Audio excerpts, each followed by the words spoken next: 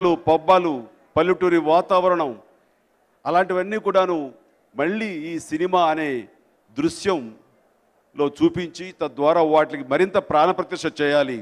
వాటిని మర్చిపోతున్నటువంటి యువతకు అవన్నీ గుర్తు చేయాలి అంటూ చాలా పరితపిస్తుంటాడు. అందుకే తన సినిమాలు చూస్తే ప్రతి సినిమాల్లో కూడాను కళకళలాడుతూ ఉంటాయి, రంగురంగులుగా ఉంటాయి, పండగ వాతావరణం ఉంటుంది. ప్రతి సీను కూడా ఒక దసరా లాగానో, ఒక సంక్రాంతి లాగానో, ఒక శివరాత్రి లాగానో మరోలాగా ఉంటుంది.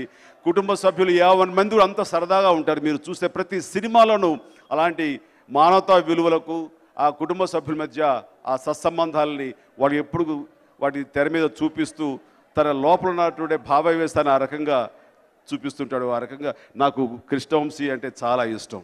కొన్నాళ్ళ తర్వాత తను కథ అనుకుని ఆ కథ మీద తనకు పూర్తిగా గ్రిప్ వచ్చిన తర్వాత బాగుంటుందన్న కాన్ఫిడెన్స్ వచ్చిన తర్వాత ఇది చరణ్కి అయితే కనుక చాలా బాగుంటుంది, తను ఒక మాస్ ఓరియంటెడ్గా వెళుతున్న తనకి వ్యత్యాసంగా ఉంటుంది. ఆనాడు చిరంజీవికి విజేత సినిమా ఎలా కుటుంబ పరంగా ఉంటూ ఎంత హృదయంగా ఉందో అంత ఇదిగా ఈ సినిమా చరణ్కి ఉపయోగపడుతుంది. చరణ్కి బాగుంటుందనే ఉద్దేశంతో తను చరణ్ దగ్గరికి వెళ్ళటం, చరణ్ విన్న వెంటనే ఇలాంటి సినిమా కోసం నేను ఎదురు చూస్తున్నాను, ఇలాంటి సినిమా చేయాలని నేను పరితపిస్తాను, కరెక్ట్ టైంలో కరెక్ట్ డైరెక్టర్ దగ్గర నుంచి కరెక్ట్ స్టోరీ వచ్చిందని చెప్పేసి ఆయన తను ఒప్పుకోవడం జరిగింది.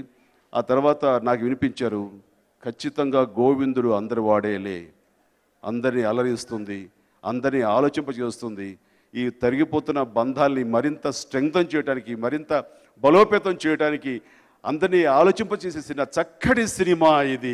బి గణేష్ అంటే నాకు తెలిసి బండ్ల గణేష్ ఇప్పుడే చెప్తున్నారు, అది బాక్స్ ఆఫీస్ గణేష్ అని. అంతగా నిజం చెప్పాలంటే కనుక ఆ బ్లాక్ బస్టర్ గణేష్ నిజంగానే చాలా చాలా మామూలు స్థాయి నుంచి వచ్చాడు, ఎంతో ఎంతూజియాస్టిక్గా ఉన్నాడు. నాకు తెలిసినటువంటి బండ్ల గణేష్ ఎప్పుడైతే ఫిలిం ఇన్స్టిట్యూట్లో చదువుకుంటూ యాక్టర్ అవ్వాలని ఆస్పిరేషన్స్తో ఉన్నట్టు బండ్ల గణేష్ ఎలా ఎప్పుడైతే తను మీట్ అయ్యాడో ఈ రోజుకి అదే యాటిట్యూడ్, అదే నడవడిక, అదే రకమైన మనస్తత్వంతో అలాగే ఉన్న బండ్ల గణేష్ నిర్మాతగా మరింత హైట్స్కి ఎదగాలని మనస్ఫూర్తిగా కోరుకుంటాను. యువన్ శంకర్ రాజా ఈ రోజున రామ్ చరణ్కి సంగీతం వహించడం అంటే నాకు చాలా చాలా ఇదిగా ఎంతో ఎక్సైటింగ్గా ఉంది. సాంగ్స్ మచ్చుగా విన్నాను, చాలా చాలా బాగుంది. వాటిని తెరకెక్కించడంలో కూడా చాలా మీ అందరికీ ఖచ్చితంగా ఈ మ్యూజిక్ సూపర్ డూపర్ హిట్ అవుతుందని కనుక యువన్ శంకర్ రాజా గారిని నేను మనస్ఫూర్తిగా నేను అభినందిస్తున్నాను. Thank you so much and congratulations. Charan act చేస్తూ సీన్స్ అవి చెప్తూ ఇంటికి వచ్చి శ్రీకాంత్ బాబాయ్తో చేస్తుంటే ఇది నాకు ఏదో మన సొంత బాబాయ్ అన్న ఫీలింగ్, సొంత బాబాయ్ అరా ఖచ్చితంగా అంటే అవునవును అన్నట్టు అంత ఇదిగా వాళ్ళిద్దరు చేస్తున్నప్పుడు కూడా అంత సరదాగా చేశారు. అంటే బయటికి బాగుండదు బాబాయ్ అంటే అని చెప్పేసి అన్నయ్య అంటాడేమో కదా, ప్రొజెక్ట్ చేయడం కోసంగా తను నిజంగా చాలా చాలా చాలా చక్కగా చేశాడు. రామ్ చరణ్ నా అనుకున్న స్థాయి కంటే కూడా నా ఊహల కంటే అత్యధికంగా రాణిస్తున్నాడు, అలరిస్తున్నాడు, మీ చేత శభాష్ అనిపించుకుంటున్నాడు. అది చాలా గర్వంగా ఉంది నాకు.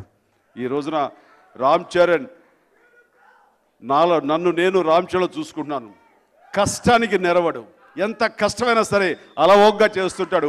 ఇంటికి వచ్చేంత కష్టపడ్డాను కూడా ఎప్పుడు చెప్పడు. అదే వాళ్ళ మమ్మీ అంటూ ఉంటుంది, ఇంత కష్టపడ్డావు సినిమాలో చూస్తే తెలుస్తుంది, ఇంటికి వచ్చి ఒక్కసారి కూడా బుస్సు అరవేంటి అంత ఇదిగా ఉంటావు ఏంటంటే ఏమో డాడీని చూసిన తర్వాత నాకు అనాలనిపిస్తుందా, డాడీ ఎంత కష్టపడ్డా ఏదో చెప్పారా. ఈ సినిమాలో కూడా తను అత్యద్భుతంగా చేశాడు, అది మీరందరూ కూడా చూస్తారు. ఇక చాలా సంతోషం ఈ అవకాశం వచ్చినందుకు ప్రతి ఒక్కరికి, నా యూనిట్ సభ్యులకి నా హృదయపూర్వక ధన్యవాదాలు తెలియజేస్తున్నాను. ఈ ఇయర్ ఎండ్ లోపల ప్రారంభం అవ్వచ్చేమో చూద్దాం. మంచి కథ కావాలి, వస్తుంది.